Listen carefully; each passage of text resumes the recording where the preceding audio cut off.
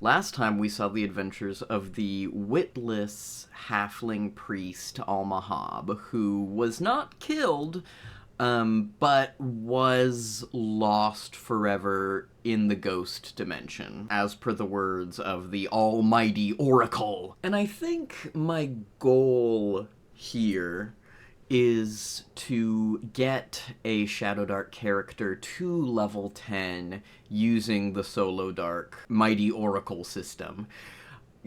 Both of those, by the way, Shadowdark and Solodark, were written by Kelsey Dionne, and you can get them both at the Arcane Library. It's a great game, and Solodark, the Almighty Oracle part, is free. But because Alma is lost forever in the Ghost Matrix, I'm going to consider that as good as dead. So I'm going to roll a new, completely randomized character. So we're going to start with our stats. We're going to roll them in order. And remember, if we get a 14 on any of these, we can no longer re-roll. So this is strength. 7. Not a good start. Not a good start. Can we make up with it? Can we make up for it with dexterity? This is good. This is good. I mean, we are locked in now, but a +3 to dex? Armor class. Shooting a bow. Jumping around. Constitution. Ooh, 2 fish is 6. 2 fish is 6. 12. A solid 12. Yeah, that's a +1. I'm not unhappy with that. I'm not unhappy with that. Intelligence. 11. This is not bad. This is really not bad. Whatever charisma and wisdom are, I don't think we're gonna die immediately. Wisdom. Hey, a 9's just fine, huh? A 9's just fine. I guess unless we're a priest. Charisma. 11. Yeah, fine. Fine. This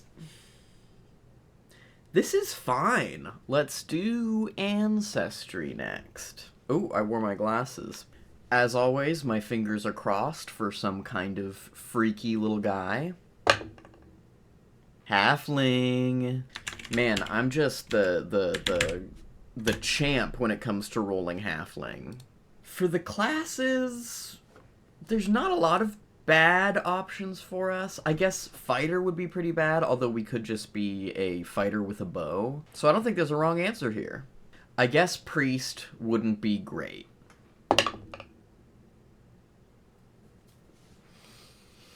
So we have had 2 protagonists so far, both of them halfling priests with negative wisdom modifiers. Let's see that alignment. Chaotic. Ooh, chaotic priest. Chaotic deity.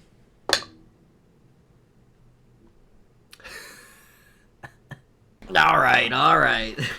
I don't know how to make sense of this. I hope that the background will shed light.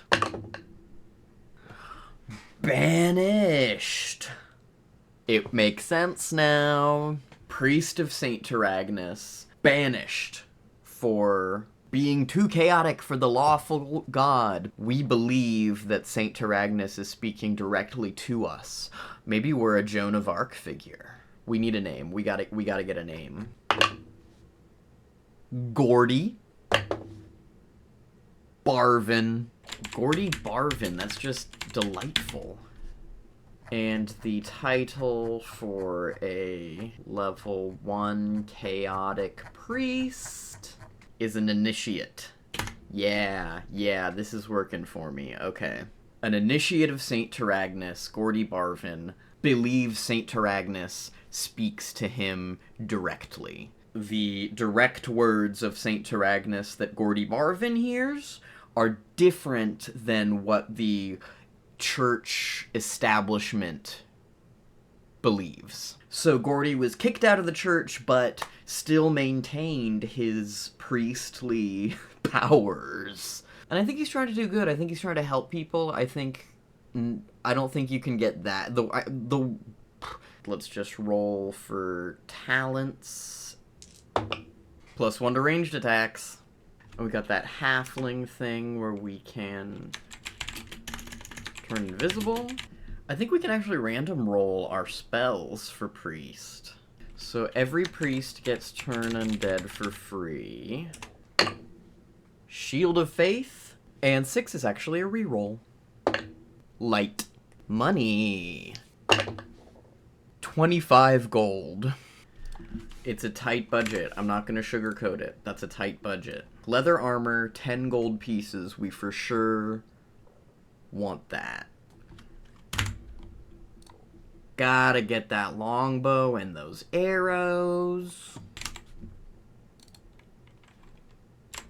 6 gold. We're still good. We're still okay. Gotta have torches. Gotta have light in Shadowdark. Gotta make sure we can light the torch. And rations. It's the bare minimum. And that's about all I can say about it. I genuinely think that Gordie Barvin has a chance at survival. I mean, I guess Alma died in a sort of freak incident, and, like, her stats didn't matter anyway. But I still feel good! Let's get Gordie a quest. Gordie Barvin needs to bribe the noble in the Mirkwood. Let's see. First, let's ask the almighty Oracle. Who drew that picture, by the way? Matt Morrow. Cool stuff, Matt Morrow. Oh, almighty Oracle. Let's figure out a couple things about this noble in the Mirkwood. Oh, almighty Oracle, does Gordie have a personal connection to the noble in the Mirkwood? Twist, and an actual twist. Uphold prosperity. Okay, uphold prosperity. I dropped my dice. Does Gordie need to bribe the Oracle in order... The Oracle. Bribe the noble in the Mirkwood in order to uphold prosperity. Yes! Let's find out the nature of this noble. Do they hold a public office? Yes. Oh, this is fun. Let's generate the town. The town that this person is, mayor? Mayor? No. Okay, another public office. Well, okay, let's see what kind of town it is, and then we'll get an idea of what kind of people might be in it. Okay, the Mirkwood noble holds public office in a village. Okay, not the mayor of this village. Watch captain? Yeah, the captain of the watch in this village to uphold prosperity. Gosh, that doesn't really feel like a thing a priest of St. Taragnus ought to do, but Gordie Barvin's a little chaotic. Can we get, like, settlement names? Nighthaven. Okay, so we need to bribe the guard captain in the village of Nighthaven in order to uphold prosperity in the Mirkwood. Part of me wants to roll for more information about this noble, but I think it's more fun if we have to, like, figure that out in the game. Okay, so let's ask Almighty Oracle, is Gordie Barvin starting in the village of Nighthaven, or is he not in the village yet? Wait, that was a twist? I can't go back to the Ghost Matrix. I can't do another twist just about where we are. Because my question was not a yes or no question, I'm gonna say I get to rephrase it. Are we starting in the town of Nighthaven? No. Are we in the Mirkwood yet. We're gonna go back to the Ghost Matrix. I just know it. Create secret. So I think Gordie is telling someone a secret as we begin. Oh, Mighty Oracle, now that you've had your twist fun, can you please tell us if we are in the Mirkwood or not? Okay, we're not in the Mirkwood, so I'm just gonna, like, generate a hex. We're in the Grassland. Oh, Mighty Oracle, is the Grassland near Mirkwood? Are we, like, one hex over, I hope? Yes, thank you, Mighty Oracle. We're in the Grasslands. It's a beautiful day. Can we be, like, at the edge of the Grassland? The Mirkwood is right there. Just at the precipice of the Mirkwood, out in this beautiful, open, grassy field. Actually, is it a field? I could see us being, like, out in a field or in a tavern. Oh, Mighty Oracle? No, so we're in a tavern. Is there perhaps a bard playing? No bard playing. Gordie is sitting there, telling a little secret to someone. Who is this person? Human. Ancient. Wealthy. Chaotic. Mateo. Una. So, Gordie Barvin is sitting across the table from Mateo Una, this ancient human, old, wealthy guy. He's got, like, nice clothes on. He's got, like, an encrusted staff, sharing secrets across the table. Gordie is telling, Mateo Una. I gotta write down this guy's name. So, they're sitting across there. They've both got this, chaotic gleam in their eyes, and it's not just the glow of the flickering hearth fire, let me tell ya. Is there a hearth fire? Yeah. So it's not just the thing that I said. And Gordie, what's Gordie sound like? Yeah, I hear that the captain of the watch in the village of frickin' what's it called? Nighthaven, the captain of the guard in Nighthaven, I hear is, Gordie has a mustache. I hear is in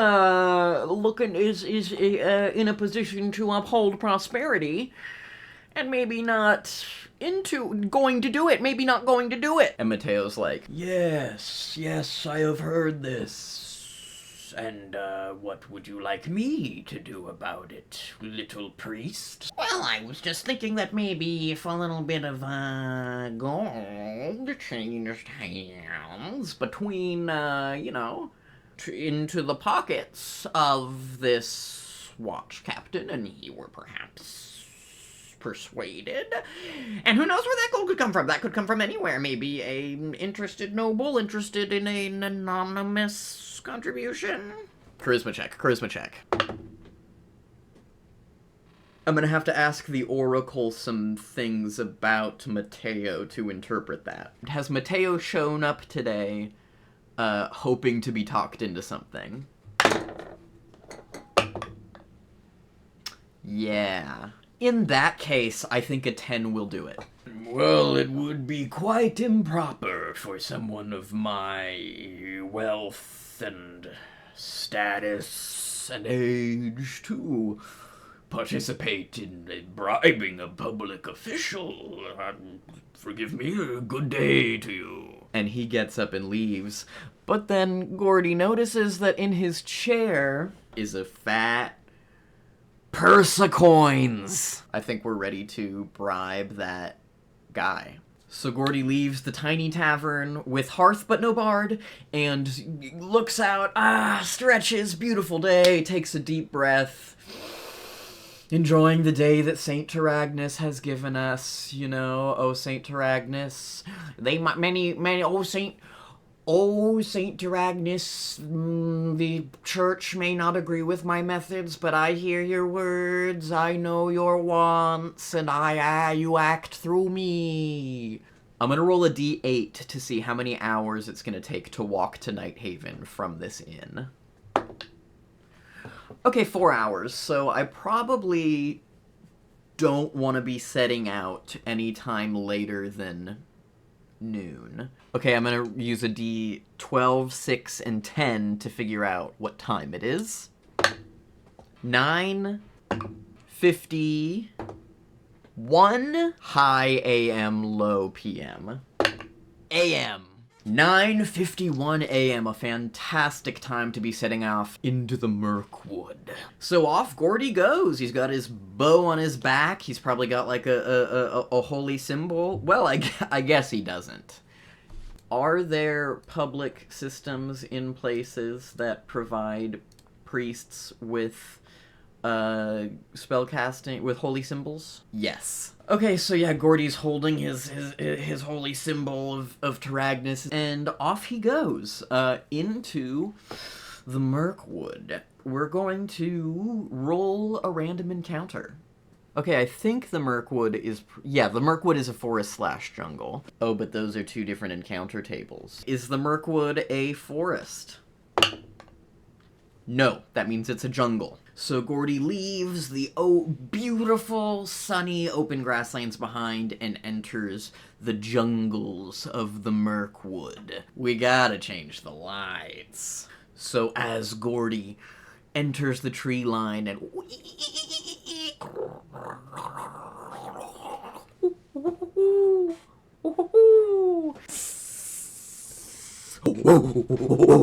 all the sounds of the jungle he's hearing, and let's see what happens to Gordie. A kobold sorcerer riding a leashed crocodile demands gold. Oh! Oh, the bribe! We're being robbed. Do we shoot? Do we shoot? Do we shoot? Do we talk to him? We're better at shooting than talking. He is on a crocodile. Let's shoot him, man. I'm... Okay, wait, let's make a wisdom check. Let's make a DC 15 wisdom DC 12... Let's make a DC 13 wisdom check, and if we pass it, we get to look at the kobold stat block and see if we're gonna shoot or not. So let's see if, like, we know anything about kobolds. We don't know a thing. We're shooting! So kobold sorcerer bursts out of the water, had some kind of water-breathing spell, or holding breath spell, or maybe just like a little snorkel made from a reed, that classic move. Holding onto the back of their trained crocodile, rears up, and the kobold says, "That's a nice pouch of gold, give it to me." Gordie is just... That's bad. Okay, let's see the stat block. Yikes, man. Gordie misses. Is Gordie so close to these guys that the crocodile can bite at him this turn?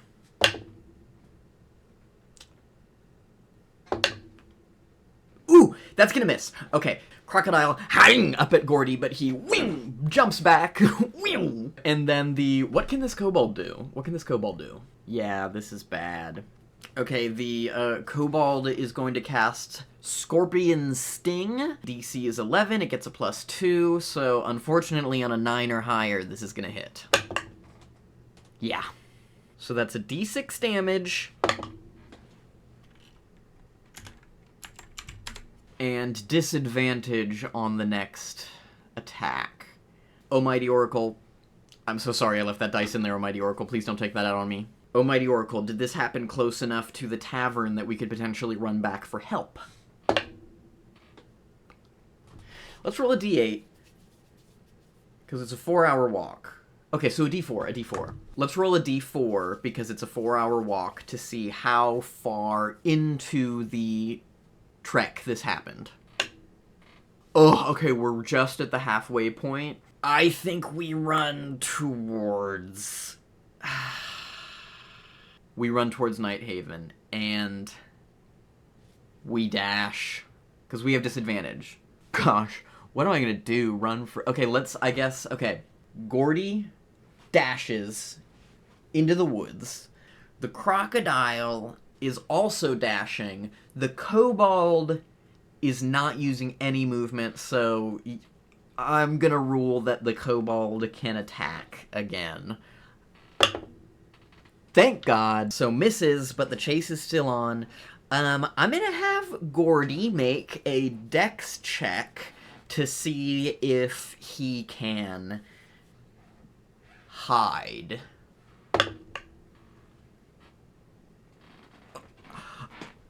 I wasn't, the camera wasn't, but it's, it wasn't, but if either the croc or the kobold can roll a nat 20 to look for him, I'll leave it up to the oracle as to whether they find him or not. Okay, that was the kobold, now the croc. Yeah. Oh, okay, so Gordie safely hides just flat down into the mud. Unfindable. Kobold and gator. I don't know if that was the kobold or the gator. You decide. They snorf around, they cannot find him, and they F off. Gordie gets up, he's disgusting, he is covered in mud, sets off the rest of the way, I'm not gonna do another random encounter, and he freaking makes it to gosh darn Nighthaven. He makes it. If he's gonna bribe these guards, he's going to need to get cleaned up because he is now covered in disgusting mud. Oh, we're out of the jungle. Let's do some, So it's about 4 p.m., showing up, probably going to get a room for the night. Wash up, actually, ooh. Let's see how much a room costs. Okay, so I'm seeing drinks at a tavern. I guess it's up to the Oracle. Oh, mighty Oracle, does a night at the tavern maybe only cost 1 gold? I missed. I'm sorry, Oracle. Does it maybe only cost 2 gold? I'm sorry for doing that voice, Oracle. Is it okay with you if the tavern only costs 3 gold? Thank you, thank you. Sorry, I won't do that voice again. Well, it did break the bank a little bit, but I am the one who said that he jumped in the mud. So Gordie washes off, goes to bed, rest for the night, cannot afford dinner at the tavern, so will be consuming one of his rations. So back to full health, wonderful night. Let's see, is it a good night of sleep? Oh, mighty Oracle, does Gordie sleep okay? Like a baby. I've changed the lights to make it nighttime, because before we start this new day, we need to figure out who the innkeeper at this inn that we're staying at is. I feel like Nighthaven, you know, it's a small town. The innkeeper is probably sort of a center point of the community. They are probably going to be the first person Gordie is going to ask about the watch captain in the morning. We got a human. We got an adult human. Lawful adult human. Law-abiding adult human. Poor, though. The inn is not doing well. The inn is not doing well because the guard captain is not upholding prosperity. But we're here to change that. And their name... And they are named... Nura Hannah. Nura Hannah. So Nura Hannah, she's wiping down the bar. Classic innkeeper bar wipe. Oh my gosh, it's daytime. Gordie comes downstairs. Morning. Can't afford breakfast. But sits at the bar and kind of like... looks around the bar and says, "Gosh, looks like hard to praise be with ye, praise of Saint Taragnus be with ye. Looks like you're in here maybe falling upon some rough times. Maybe someone ought to talk to the guard captain about upholding a little prosperity around here." I'm gonna see if Nura is gonna be open to this, and unfortunately I am gonna roll with disadvantage because Gordie isn't buying anything. She doesn't like it. She's like, "Yeah, I can't afford it. I can't bribe anyone. Look around this place. Look around this place. I got a 1 on my wealth roll. What'd you get? Gordie looks in his little purse and sees his 1 gold, and he's like, you know, I'm down to 1 gold myself. They gotta share a moment of camaraderie here. Let's see if this moment of connection softens Nura to Gordie. I'm gonna roll with advantage, because I think it's nice. Yeah, I guess you did pay me for the room last night, so I get... Yeah, you took most of my money. You took most of my remaining money, and you actually have it now. Oh, yeah, that's true. Okay. All right, stranger. Well, what are you doing here? What are you doing here? You're not buying anything. You're just sitting here. What's going on? I'd like some information on the guard captain so that I can have a word with him. Non-violently, of course. I am a priest of Saint Agnes. We're gonna make a charisma check, and we're gonna do it with advantage because, like, they got a little rapport going after a rocky start. Yeah, I think that's enough. Guard captain? Yeah, what do you want to know? Let's find out about this guard captain. Dwarf. Adult. Lawful. Makes sense. Average money. Average wealth. Name. Sarda Brig, Dwarven Guard Captain. And we're also going to add some extra qualities here, because this is like a significant NPC. 6 fingers. Praise loudly. This could help us. Is a half-demon. Let's figure out their deity real quick. That I don't even know if that's the dice you roll. Romlot. Romlot, ooh, is a chaotic god. Pillager, the barbaric, the horde. Ooh, many orcs worship him and live by the blood rite. A prophecy that says only the strongest will survive a coming doom. So this guy prays loudly to a violent, chaotic god. This lawful watch captain. He doesn't break the law himself, but, like, he prays loudly to Romlot. Why does he do that? Are these genuine prayers? Is he a true follower of Romlot? Yeah. He believes in Romlot, he prays loudly, but he doesn't break the law. And he is, in fact, captain of the watch. Head cop yelling "Hail Satan" in the station loudly because he truly believes it. Man, have I backed myself into a corner here? Oh, hang on. Is he laying the foundation? Is he normalizing Romlot from a position of power? Yes, this is a Romlot dog whistler in a position of power. Oh, man, and we have to bribe this guy? I guess if Romlot is a chaotic god, maybe we're kind of into it? No, we're a priest of Saint Agnes. We just think Saint Agnes has more fun than other people think Saint Agnes has. Our quest is to bribe this guy. But can we kill this guy? No. It has to be a bribe. Killing will not have the same effect. That sucks.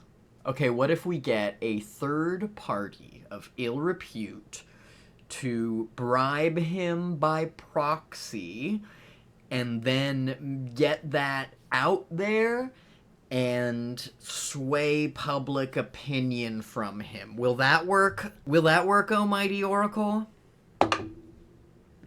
Dang, man. Our quest is to bribe him, but is that the only way to uphold prosperity in the Mirkwood?